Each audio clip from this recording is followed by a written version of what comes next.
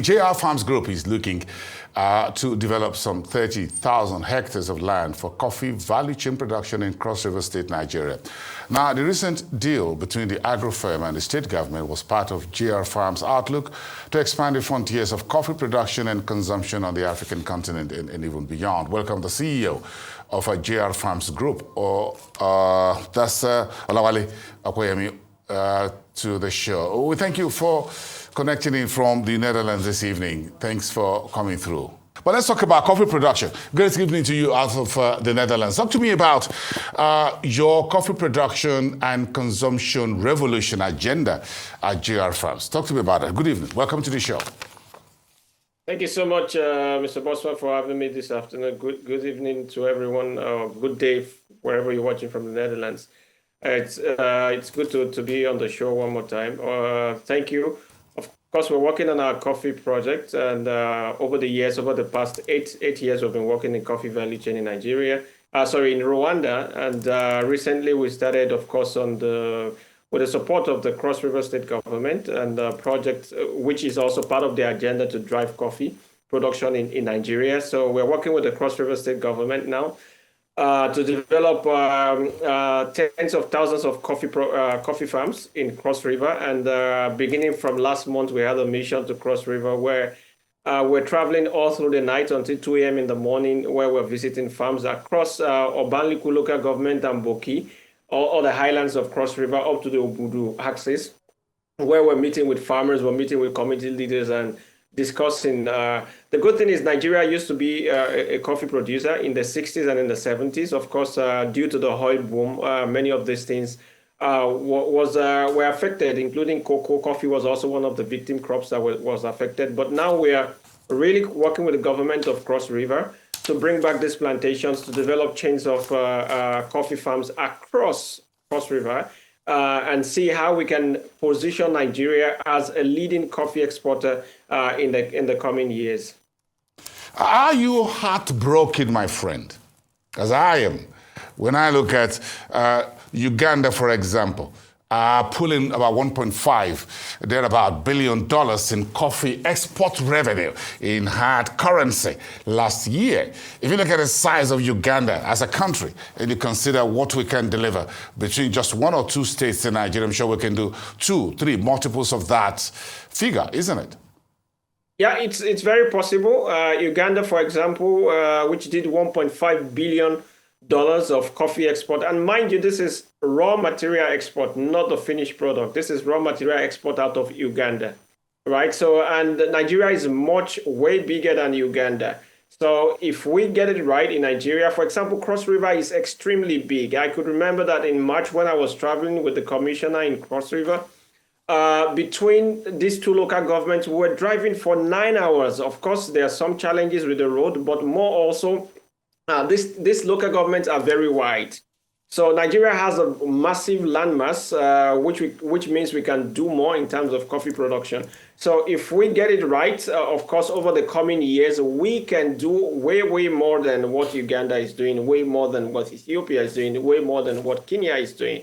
So it's only about we putting ourselves together, developing strategy and collaborating with government, which is what we're doing already with Cross River. And I'm really glad about the commitment of the Cross River State government. When I was there, I met with the deputy governor, and of course, with strong collaboration from the Ministry of Agri. And of course, the government is ready. Coffee is one of the strategic crops which the current administration in Cross River is focused on. So we have the capacity as a country to do much more and get a lot of revenue from coffee exports. So this is possible for Nigeria. It's possible for us in the next 3-4 years for us to develop very strong coffee exports out of the country to reach into the global market. And as we know now that coffee prices are going up right across the world, and due to, of course, shortfall in production rising from climate issues in Brazil. We also look at East Africa, for example. There's drought in Kenya. There's also drought in Ethiopia. There's crisis in some parts of Ethiopia. All these variables have affected coffee production globally, and we see the prices are rising over time. In Rwanda, for example, prices have also gone up, which has become very global. Yes. So now, so we need to really get into this, because more and more we see countries like Zambia also developing coffee value chain. So in Nigeria also we have to develop and position ourselves for this future. That's exactly my question. How do we develop the coffee value chain in Nigeria? How long does it take to grow coffee from putting the seed in the ground to making a harvest, my friend? Does it take rocket science? Yeah, it's not rocket science. Like I said, it's something that used to grow in Nigeria in the 60s and in the 70s. In fact, even in states like Kogi State, Robusta was growing in Kogi State. These are things that we got from historic archives. Kogi State was producing Robusta, for example. So it's not rocket science. Now with current varieties, within 3 to 4 years, you can start harvesting coffee, right?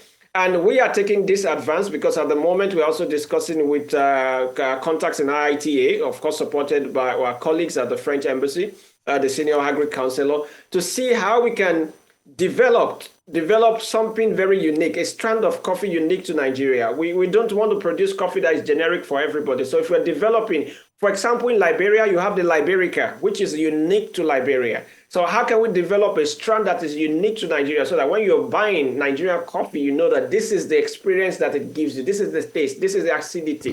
This is what the cupping looks like. So we're doing that together with them. And I believe in the next couple of months, we'll have some headways around it and have good progress around this. But it's not rocket science. It's something that we can do. It takes 3-4 years you start harvesting coffee. So we can do it. It's possible. Other countries are doing it. Nigeria used to do it. It is possible for us to revamp it and get back on track again. Okay, so what are some of the challenges of coffee production in Nigeria, my friend? What are the challenges? Yes. What do you think these challenges could be?